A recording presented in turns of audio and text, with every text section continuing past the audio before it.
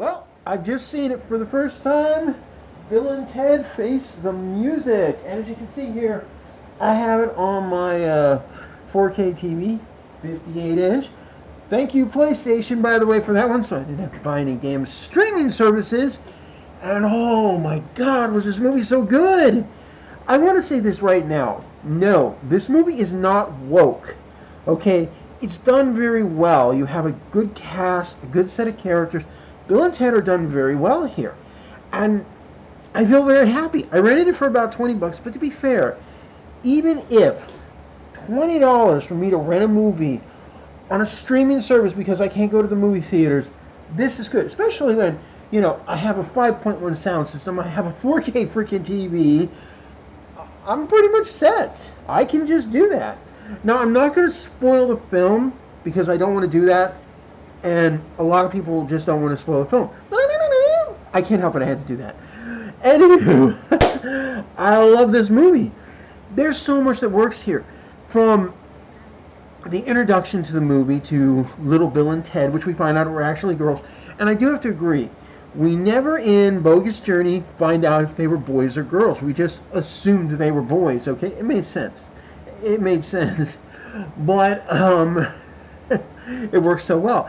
And I love how much of the cast of the previous films returns. I do wish a few more characters, in all fairness, had made the return in one form or another, but they still did pretty good. And as we saw, they do go back to hell, which is funny, and that's how we get Death back. Death is one of the best parts of the movie when we do eventually get to him. I wish William Schroeder for that point was in the movie more, but when he pops up, it's good. I love this back and forth, and we find out just how bad things really went. Now, if you've seen Bogus Journey, you know that during the credits, how they crawl up, we see these articles and we learn a few things that have happened after that huge concert or whatever they had. And it makes total sense. But it totally affects everything. I mean, look here. You can actually see what I'm talking about. And it's pretty cool. The Wild Styles of Bill and Ted on tour. I mean, what can you say? They did a very good job here. And the movie is so good in that regard. And I also love that, the daughters are musically inclined. We have, of course, the princesses, the babes. They're back. And I love that so much of the cast has come back in a way.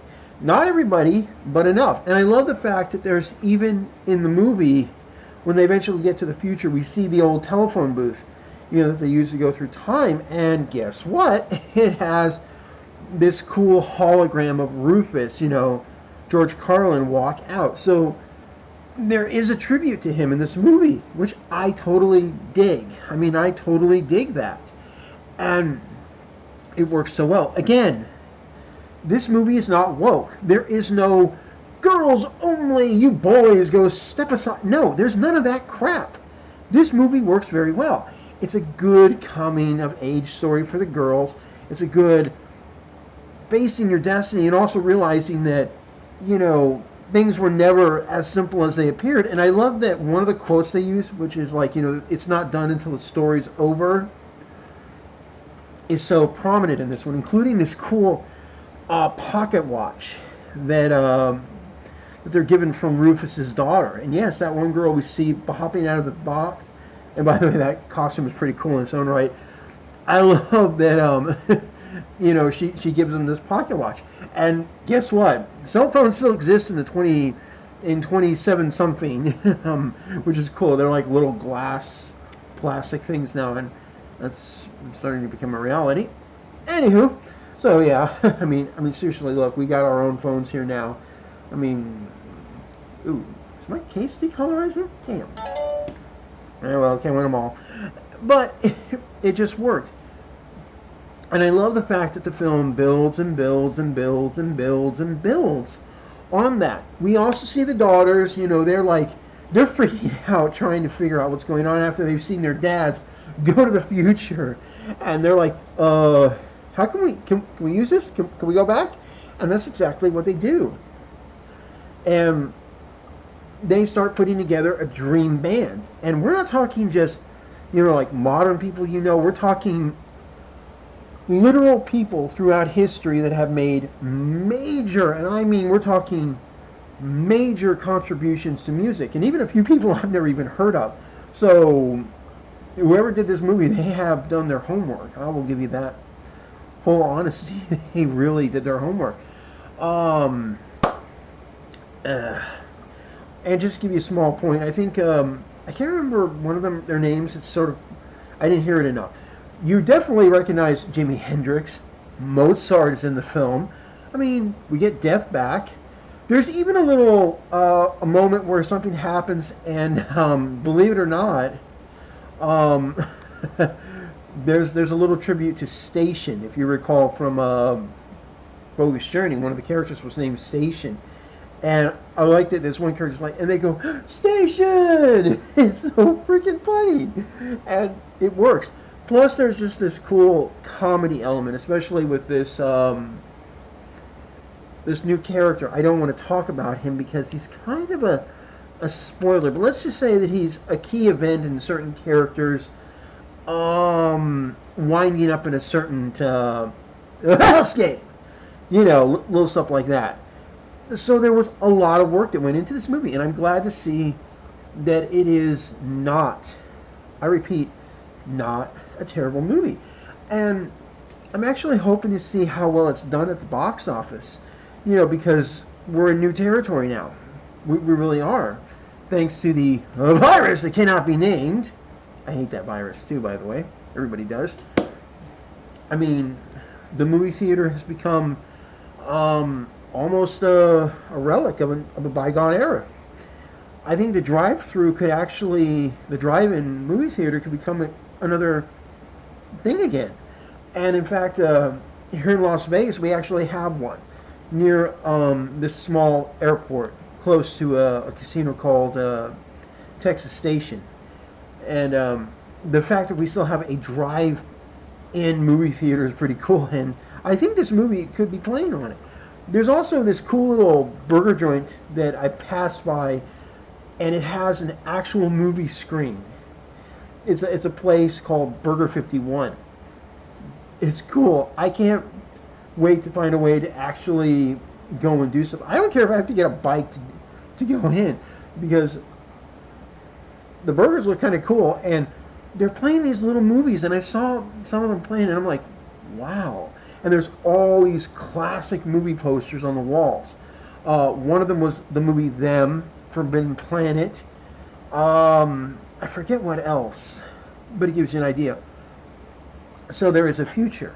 Now, I do want the movie theaters to reopen, because there is an experience of being able to see something like this on the big screen. Now, I got a big TV, I gotta be fair.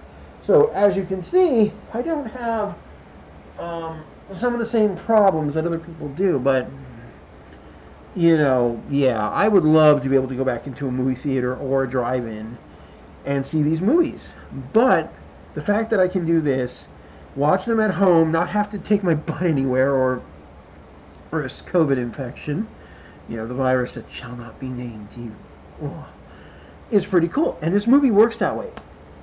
So with more movies potentially going this route, it's pretty cool. The other thing I have to do is get ready for Halloween too, and whatever September is going to bring my way. And I think there could be some games and movies coming my way. I just don't know. I have pops too. I have a pop of Ghost of Tsushima. You can actually make out the mask from my collector's edition right there next to Scorpion. So there's that. And I still have to do my I played this game for that. But yeah, I'm going to be honest here.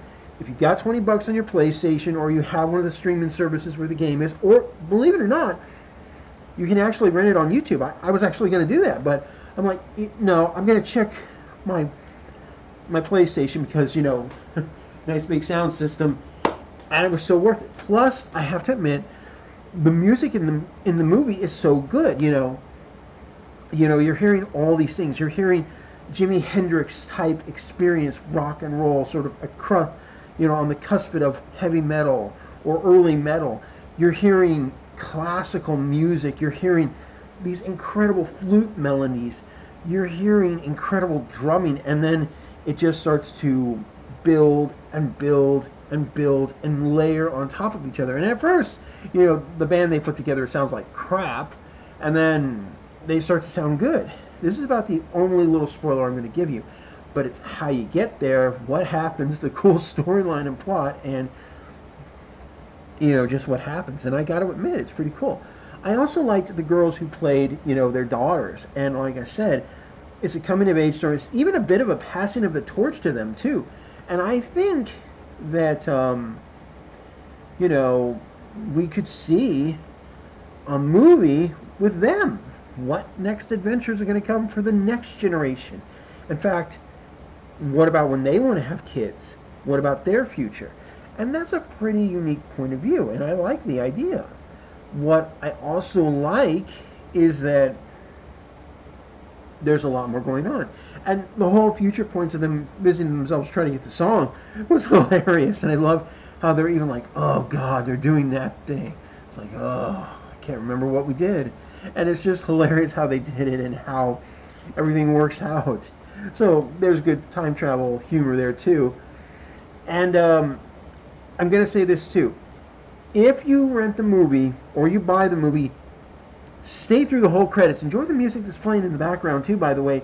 But stay through the credits. There is something at the end. I'm not going to tell you what it is or how it works, but it is actually pretty cool. And I hope that's on the soundtrack too. That's all you're going to get out of it. But yes, watch the whole credits. The way it flows. I just wish there was more now. After I saw the movie, I just wish there was more. I wish there was like another scene, but there isn't. Which kind of sucks now. You never know. So yeah, guys, I recommend the movie. I'm actually going to give it about a 4 out of 5 stars for the movie ratings. It's worth it. Pick it up, rent it. You can buy it in a place that actually is open and is playing the movie. Hit it. But watch this movie. It's worth it. And I'll see you guys soon. I'm going to do some more videos. I'm probably not going to do as many in September just because of getting ready for stuff for October. And a certain curator friend of mine is going to be coming back for 13 Days of Halloween. And I've got to start getting ready for that. We're going to do a new theme this year. And I'm probably going to show you guys the setup we do for the kids when they come to Halloween. And if you think the kids are not going to come, trust me, the lure of free candy is going to make anybody come. I'm still going to do that. So it works. And I hope you all guys enjoy yourselves, watch the movie, and have fun. And I'll see you later. And yeah, I got to watch it again. It was just too much fun. Plus I have to do some stuff in The Sims. Who knows? I'll see you later.